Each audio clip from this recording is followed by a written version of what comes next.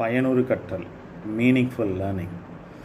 ஒரு கற்றல் எப்போ ஒரு பயனுறு கற்றலாக மாறுது அப்படின்னு சொல்லிட்டு பார்த்தோம்னா, அந்த கற்றலானது ஒரு நினைவு கூட்டக்கூடிய விஷயமாக இல்லாமல் அதை மென்மேலும் ஒரு குழந்தை தொடர்புபடுத்தி புதிய கருத்துக்களுக்கு உட்படுத்தக்கூடியவற்றை அந்த குழந்தை விளக்கவோ அப்படின்னா எடுத்து சொல்லவோ அத்தகைய அறிவினை அந்த குழந்தை பெறுகிறார் என்றால் அது ஒரு பயனுறு கற்றல் நம்ம சொல்கிறோம். குறிப்பாக அதில் 3 விதமான முறைகளை கையாளுறாங்க. ஒன்று எலாபரேஷன், அதாவது விரிவுபடுத்தி சொல்வது. அதுக்கு அடுத்தது சிறு சிறு தகவல்களை ஒருங்கிணைப்பது, ஆர்கனைசேஷன்.